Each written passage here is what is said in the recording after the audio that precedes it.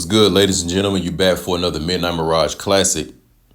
And in this episode, we will have a history lesson surrounding the question, what is an American? So by the end of this video, all the viewers should have a better understanding on what an American is, all right?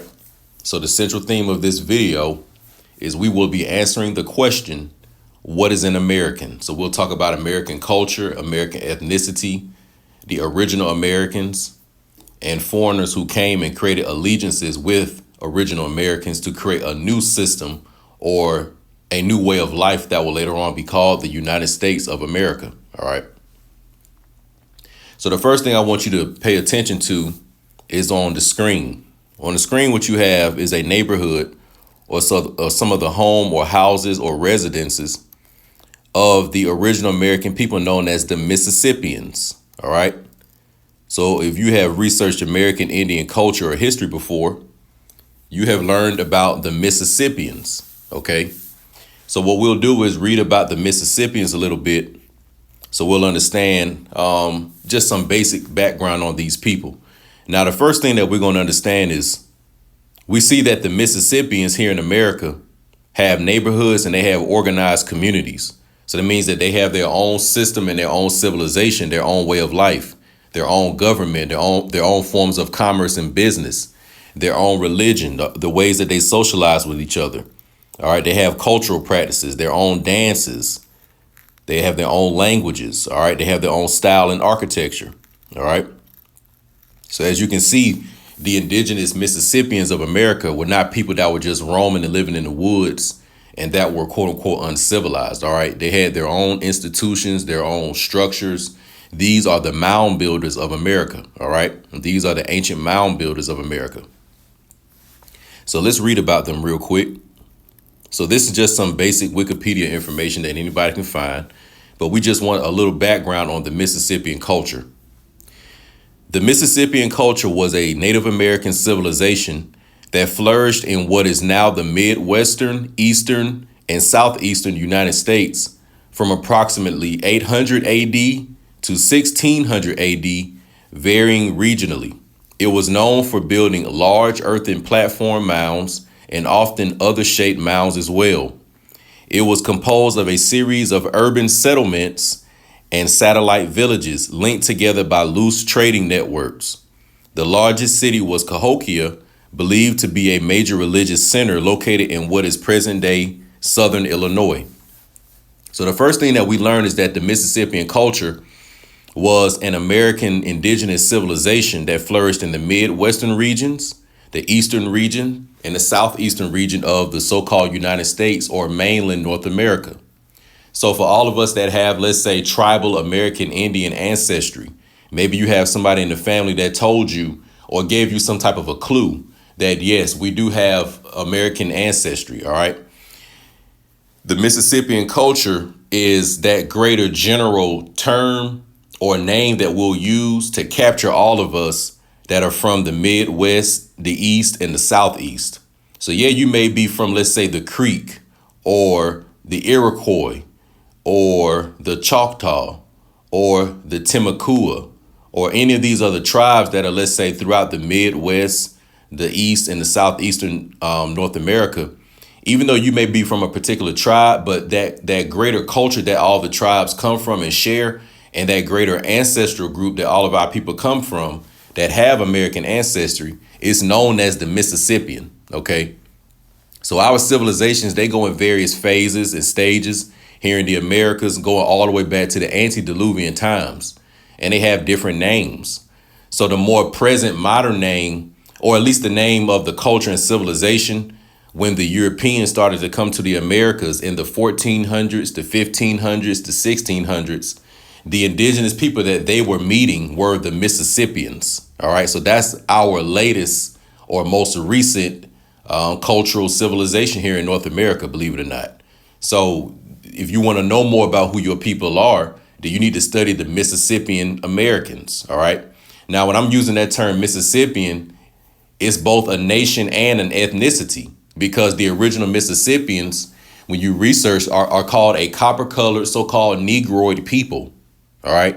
So when you find good empirical evidence and good data, you're going to come to the conclusion that the original Mississippians, the original mound builders, were a copper-colored original American Negroid people. All right.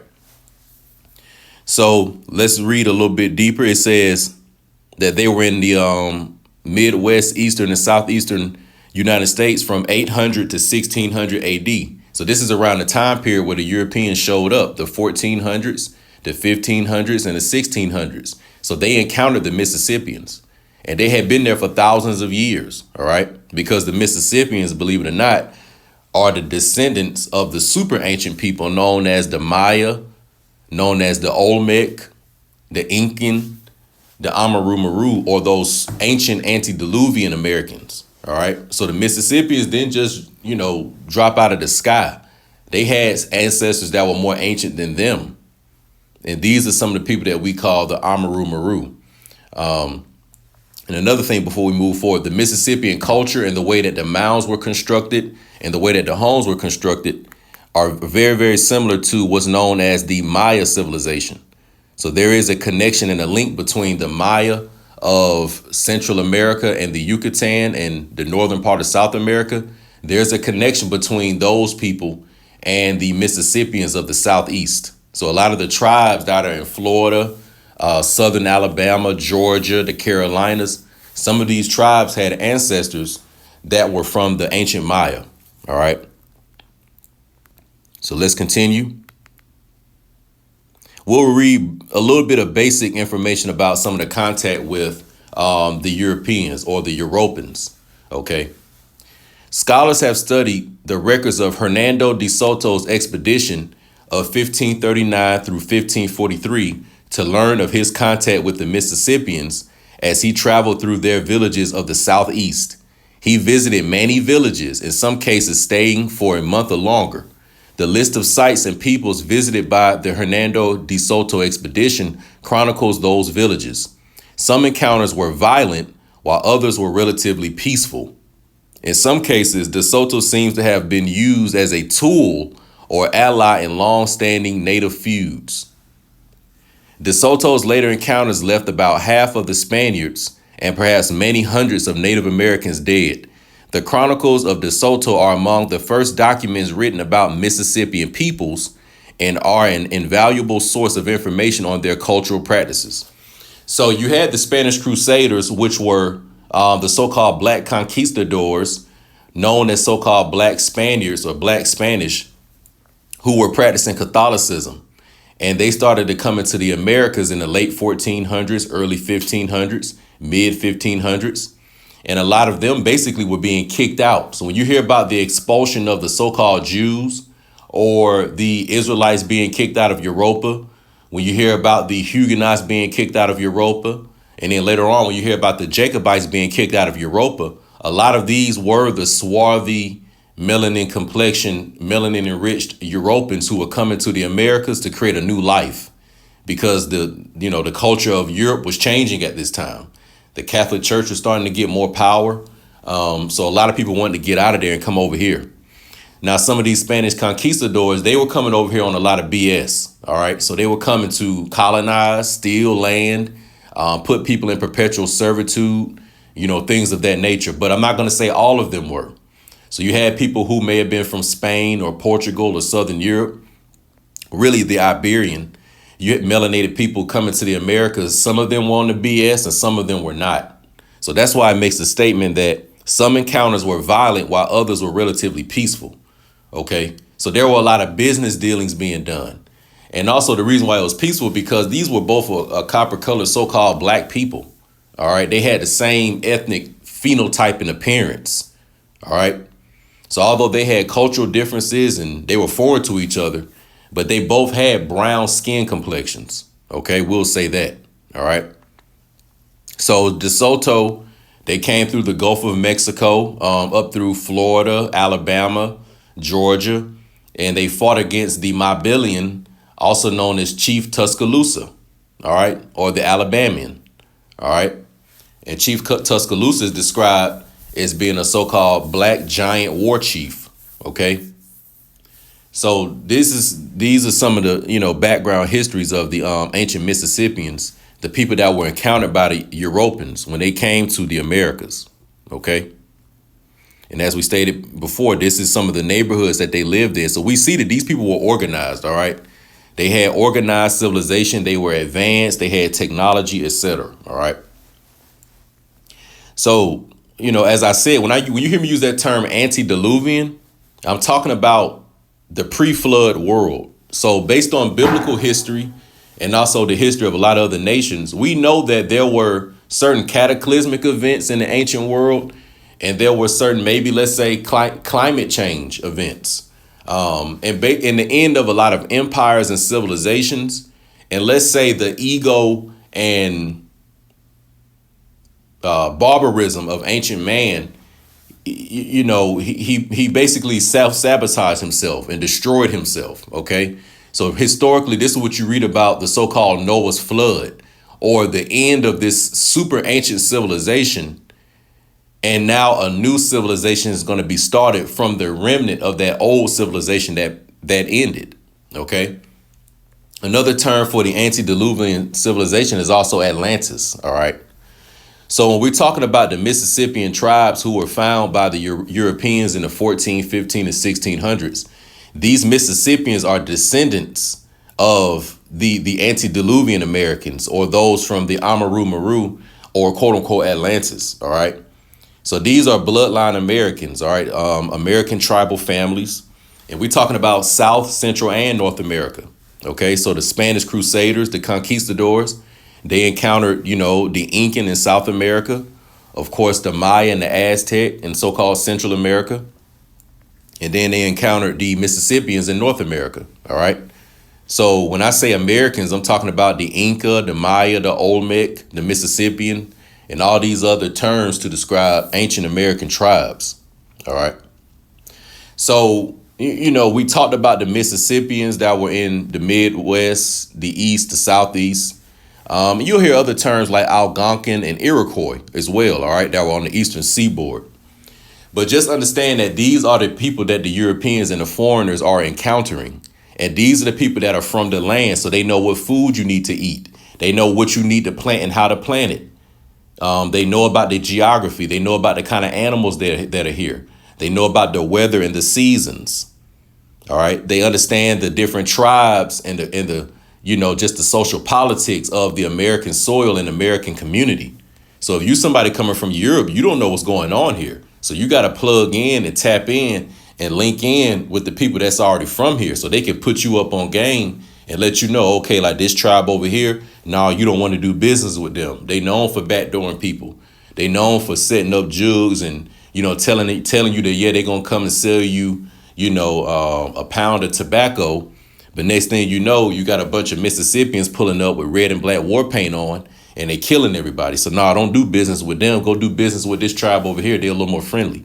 So if you from somewhere else and you come here, you're going to want to know what's going on. All right. And these Mississippians were telling the Europeans what was going on.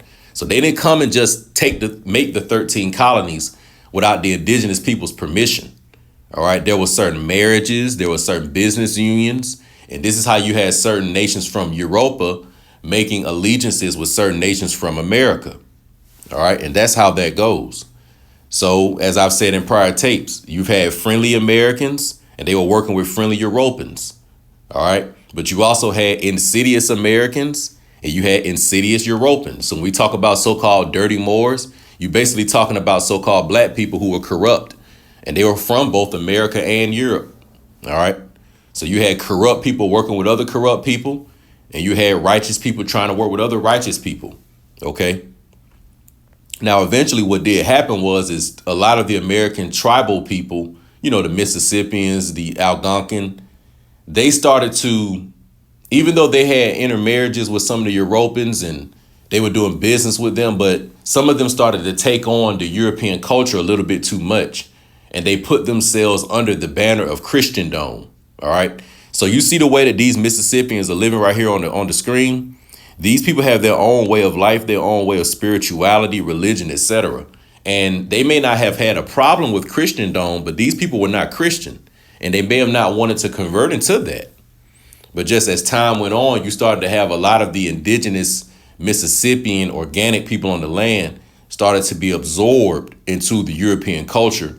And that's why to this day, they make you think that all the so-called Native Americans were killed off, but that's not true. All right. So the next thing that we want to do real quick is I'm going to read from my own book that I wrote, America, A Moorish Paradise of the Plumed Serpent, and just a brief introduction to what is an American. All right. And this is on chapter 2, page 13. Much of America's history is also hidden in the created holiday we know as Thanksgiving. It tells us a story of a foreign people being assisted and guided in the ways of life by indigenous Americans. But with these foreigners came mayhem and the destruction of a once remarkable civilization. From COVID-19 to the death of George Floyd, life since the arrival of Columbus has been totally opposite of what once was. There was a time when you had to pay no bills and food was in abundance free of charge. A time when you weren't in a constant fear because of the modern mainstream media. Even as your eyes gaze these words, the perpetrators of ignorance are on the edge of their seats, desperately cooking up new lies to keep Americans dumbed down. If we follow the breadcrumbs they leave behind, slowly but certainly, we can weave through the bogus lies meant to deceive us. So here's the part that we want to get to. The word American, according to Webster's 1828 dictionary, means, quote, a native of America, originally applied to the Aboriginals or copper-colored races found here by the Europeans, but now applied to the descendants of Europeans born in America, end quote. So the original term American in 1828 meant a native of the land, a native of America, and it was applied to the Aboriginals or the copper-colored races found here by the Europeans. So that would mean the Algonquin, that would mean the Mississippians, the Maya, the Olmec. These are the original Americans, and these were the people that were called Americans. So the word American was already on this soil because from my own research, I think it goes back to Amaru. And that's an ancient word that goes back to the gateway of the gods as told by the Inca when they talk about their ancestors who survived the Antediluvian world, so-called Atlantis, and helped establish the new mound building, pyramid building civilizations that America would become. All right. But it says that the word American, but now applied to the descendants of Europeans born in America. So these Europeans that were born in America, that the word American was applied to, were the descendants of the 13 colonies. So if you are an American, that means that you have a bloodline tie to the indigenous people who are on the land, the tribes, and you may have a bloodline tie to the original inhabitants of the 13 colonies, those that came and made allegiances with the indigenous people of the land. All right. So now what I want to do is read in my book, or this isn't a book that I wrote, but I have it. And it's called The Negro Question Part 7, Swarthy Memoirs of a Black American Revolution, 1775 to 1783 by Lee Cummings. So the name of this book is called Swarthy Memoirs of a Black American Revolution, 1775 to 1783 by Lee Cummings. Now, in this book, we basically want to learn a little bit more about the founding of the 13 colonies and a little bit of information on the American Revolution. Now, this is very important because remember, the Americans are the copper-colored original people that were here from the Antediluvian ancient world, and the original 13 colony inhabitants were later on called Americans because they made an allegiance with these original people on the land. All right. So if you are a modern day so-called Black American, these are the two primary ancestral groups that you come from. The American Indian that was already on the land that goes back to the ancient world, and the so-called Blackamoors or the melanated swarthy people that were from Europa that were living on the 13 colonies. If you are a so-called Black American today, these are the two primary ancestral groups that, your forefathers and your foremothers come from. They come from ancient America and they come from the 13 colonies, those from Europa. All right. Now, one of the main problems is that we get history on the 13 colonies and, certain history of Europa and America, but they basically changed the ethnicity, the phenotype, and the appearance, the image of a lot of the people that they're talking to us about. So they may be giving you history on Thomas Jefferson or George Washington or somebody that you may deem to be a so-called European, but what they're not really giving you correctly is the ethnicity, the phenotype, or the image of the person. So these people from Europa were so-called black people, is what I'm getting at. All right. So let's read in this book. So on page 11, the 5 black founding fathers of the 13 colonies. So we're going to read about all the colonies that were established from 1607 to 1732 and who established them. In 1607, Virginia, founded by black Scots, King James I. 1620, Massachusetts and Maine, founded by King James I. 1620, New England, founded by King James I. 1632, Maryland, founded by King Charles I. 1629, New Hampshire, founded by King Charles I. 1636, Rhode Island, founded by King Charles II.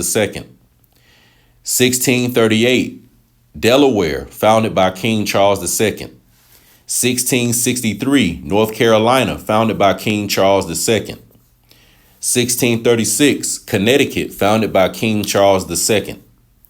1681, Pennsylvania, founded by King Charles II.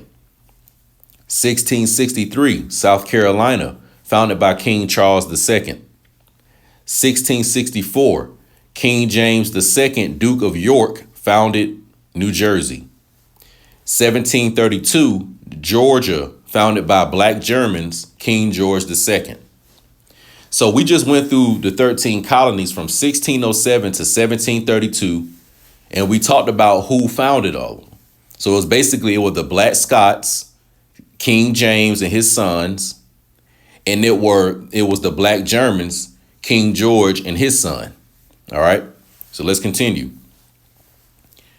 The Highlanders are generally The Highlanders generally have a brown complexion and almost always with black curled hair and dark eyes.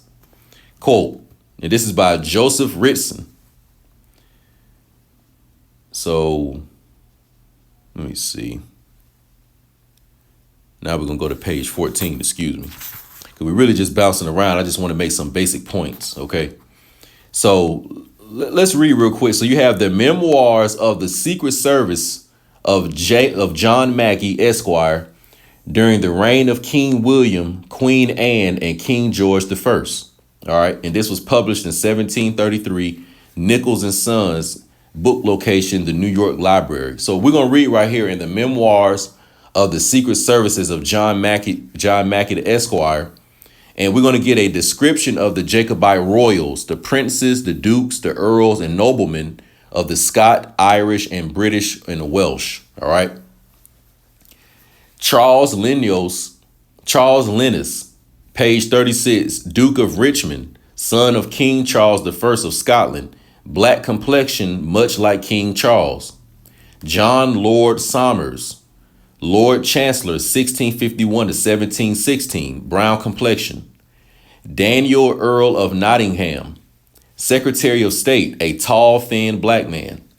Charles, Duke of Somerset, Master of the Horses, reign of Charles II, black complexion.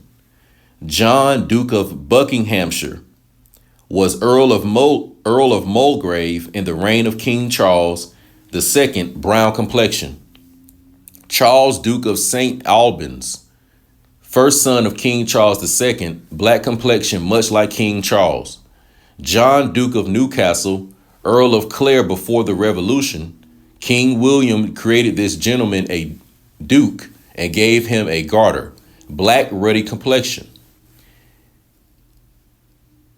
Heneage Finch, Lord Guernsey, brother of Earl of Nottingham, a solicitor to King James II, a tall, thin black man.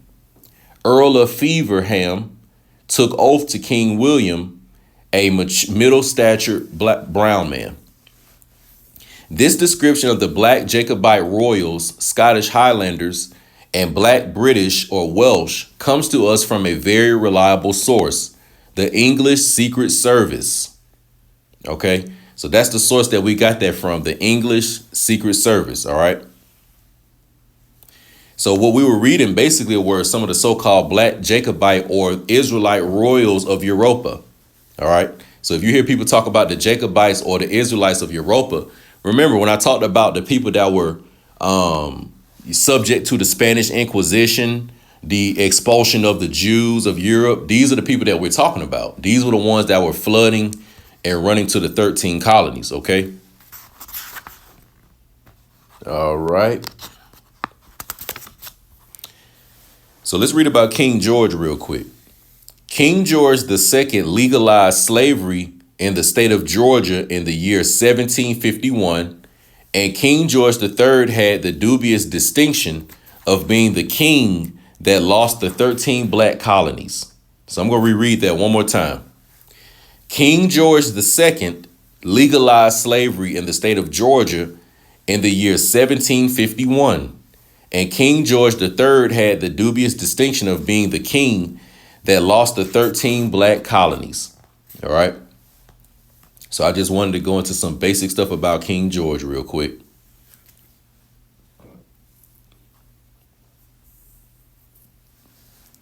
Let me see. Do we want to read this?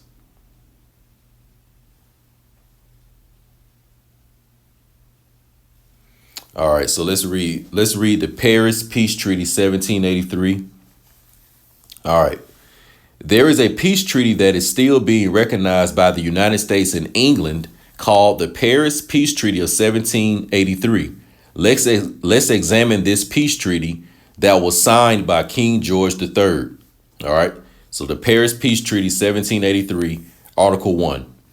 His Britannic Majesty acknowledges the said United States, New Hampshire, Massachusetts Bay, Rhode Island, and Providence Plantations, Connecticut, New York, New Jersey, Pennsylvania, Delaware, Maryland, Virginia, North Carolina, South Carolina, and Georgia to be free, sovereign, and independent states, that he treats them with such, and for himself, his heirs, and successors, relinquishes all claims to the government, property, and territorial rights of the same and every part thereof.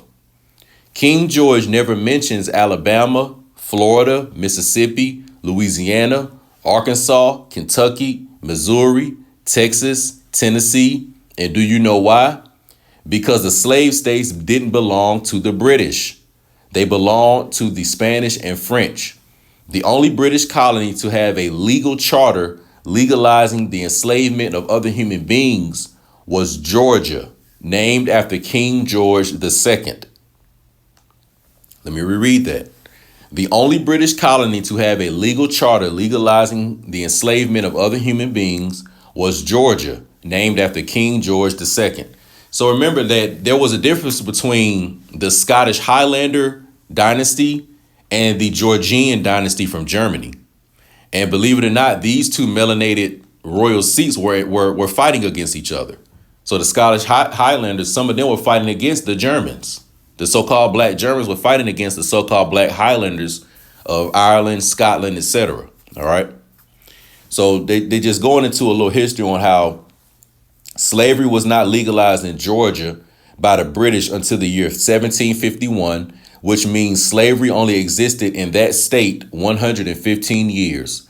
The black monarchs of Scotland and Britain were not involved in slavery nor its trade.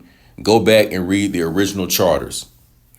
The so-called blacks not only ruled England through King George III, but they held positions as prime ministers, chief justice, judge, mayors and aldermen, navy admirals, and brigadier generals. All right. So basically what we're getting at is that the so-called 13 colonies were founded by so-called black Highlanders and a so-called black German. OK. And living on the 13 colonies were so-called black Europeans that were from these various countries and nations in Europa. And they were a ruddy complexion, brown skin complexion, so-called black people. OK. Now, if you're wondering where was the Caucasian, there was a minority group of Caucasians that were living on the 13 colonies. Yes, there was a minority group of Caucasians living on the 13 colonies, but predominantly it was a so-called black settlement of the so-called black nobility of Europa and the people from their nations. So it's very, very important to understand that, because the American Revolution, or the Great War, was basically between the 13 colonies, indigenous Americans that were working with the colonists, going against basically King George and the British Redcoats. All right. So it was so-called black Americans teaming up with certain so-called black Europeans to fight against other so-called black Europeans. That's basically what it was. OK, so if you are a so-called black American today, you may have ancestry on both sides of not only the American Revolution, but also the American Civil War. So the next thing that we're going to do is read about the Gadsden flag. And I've mentioned this in prior videos, but the serpent is an ancient American symbol. And the Mississippians in the Midwest built what's known as the Adena Serpent Mound. So we would build a lot of constructions and mounds here, and they would symbolize certain animals that we would, revere and use as symbols for us, symbols of power. And the serpent was an American symbol of power, knowledge, wisdom, and rulership, dominance, being lethal. It's a symbol for that. So the colonists, when they came to the Americas and they started to fight against the redcoats, they wanted to consolidate themselves under a sign of being lethal, a sign of being dominant, a sign of being venomous, okay, being conquerors, being winners. So that's where you get what's known as the Gadsden flag. And let's read about this a little bit. The Gadsden flag is a historical American flag with a yellow field depicting a timber rattlesnake, coiled and ready to strike. Beneath the rattlesnake are the words, "Don't tread on me." All right. So a lot of you have seen this flag. Let's read a little bit about where it comes from and what it is. The flag is named after Christopher Gadsden, a South Carolinian delegate to the Continental Congress and brigadier general in the Continental Army, who designed the flag in 1775 during the American Revolution. Now, who did we just read about were the original colonists, the so-called black Welsh, the so-called black Scots, the so-called black Irish, the so-called black Germans, the so-called black French. These were the people that were living on the 13 colonies. So when they wanted independence from basically this financial slave system of King George and the bankers behind him, they consolidated with the indigenous American tribes, the Algonquin, the Mississippians. So they were going to call themselves Americans, and they were going to team up with the true Americans. And they all did this under the banner of the serpent, all right, known as the Gadsden flag. And this goes back to the American Revolution. So the man, Christopher Gadsden, he was from South Carolina. So he's from the American South.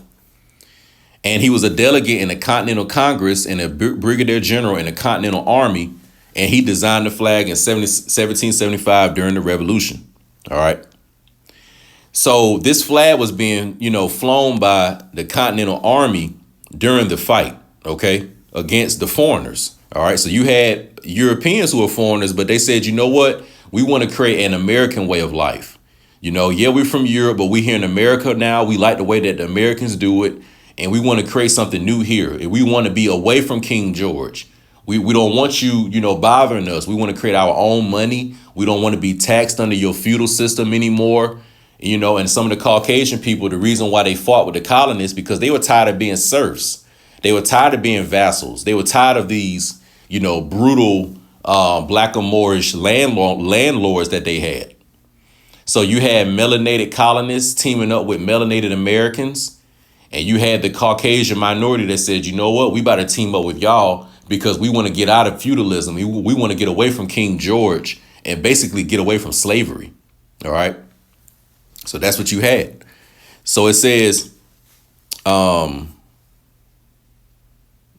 we talking about now the Commodore Essex Hopkins. Basically, he was a Marine. All right. It says, he adopted the Gadsden banner as his personal flag, flying it from the main mast of the flagship while he was aboard. The Continental Marines also flew the flag during the early part of the war. The rattlesnake was a symbol of the unity of the 13 colonies at the start of the American Revolution, and it had a long history as a political symbol in America. You hear that? The rattlesnake was a symbol of unity of the 13 colonies at the start of the American Revolution, and it had a long history as a political symbol in America. So not only did it have a long history with the colonists, but it had a long history with the indigenous tribes of the American South, because the timber rattlesnake is indigenous to the South. Okay, so the American South, we have multiple poisonous, venomous snakes. All right. We have the rattlesnake, the timber rattlesnake. He's in South Carolina. He's in various parts of the Southeast. And for all of us that have creeks near us in the American South, we know about the water moccasin or the cottonmouth, who's also a venomous snake. So these symbols were used by us here in the American South, going all the way back to Quetzalcoatl and the ancient Maya. Think about it. In South America, they have the American anaconda, which is one of the strongest serpents on the planet besides the python. All right. But here in the Americas, the anaconda, he and she, that's the major American serpent here. So using the serpent was something we've always done, going back to Quetzalcoatl and the plumed serpent. All right. Think about the people of ancient Mizraim or ancient so-called Egypt and how they would use the cobra on the uraeus crown of their crowns. All right. So the serpent is a sign of wisdom, unity, power. All right. And it's used in warfare. OK. So that is what that sign is. And this is the Gadsden flag. All right. So believe it or not, this is the American flag that the colonists and the indigenous people would fly. And they basically are saying, look, we got our own government. We got our own industries. We got our own military. We got our own way of life. We don't want King George and the British all in our business. We don't want to pay y'all taxes. That's what it is. So that's why to this day, people that are true Americans, whether you are a bloodline American or whether you've been nationalized and you're a United States citizen, but that's why the Gadsden flag, or you see people flying this flag, they don't want the federal government bothering them. All right. Because that's how originally everything was set up. The 13 colonies and the indigenous American tribes, everybody had their own land and they wanted to be left alone. You know, they may go into the territory of somebody else to do business. And, you know, you may have intermarriages and stuff like that to come to peace treaties. But people still wanted to be left alone. And that's why in the United States of America, you have the states' rights and then you have the federal government. That's why in certain states you can do certain things, in other states you cannot. Like, for example, I've lived in Georgia and I've also lived in California. All right. The firearms or the gun laws in Georgia are totally different from the firearm and the gun laws in California. But they both are on mainland North America and they're both part of the United States of America. So when the serpent or the don't tread on me is seen as a sign of American sovereignty, meaning that, yeah, we can all be on this land, but we all got our own way of doing things. And we can work together as United States citizens and as American nationals. But, you know, we don't want this like federal government, you know, banker system that got us all in slavery, basically. And we don't have any kind of culture that we can retain as who we are. That's why the Mississippian culture has disappeared, because we allowed them to tread on us. We allowed them to get in our business. They made us converted to their religion. They made us start speaking their languages. They made us start perming our hair and wearing our hair like them. They started making us marry their women. So now our whole culture is gone. That's why we don't know anything about the Mississippian American culture anymore. But it's all around us to this day. So what you think of as so-called Black American Southern culture, like the cuisine, the food we like eating, like the sweet potato or what we like to call candied yams, for example. You know, I love them things. That's a Mississippian food. We've been eating them here for thousands of years. We've been eating sweet potato pie in the American South for thousands of years. Okay.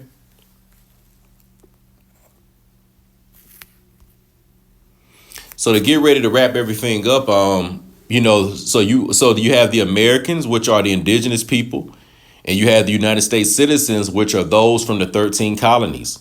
And both of these were a copper-colored, swarthy complexion, so-called Negroid ethnic group of people.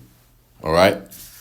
So-called Black Americans, you should have a lot of pride in being an American because you are a true, real American. And I'm not saying that to put anybody else down that may be from another ethnic group and from another nation, but they're on this land and they may call themselves American. We have our own way of doing things because as you see right here, we had our own neighborhoods and communities here before anybody else showed up, when it was just us. You know what I'm saying? So when we talk about making America great again, this should be the visual we have. We got to merge the ancient with the modern and create something new.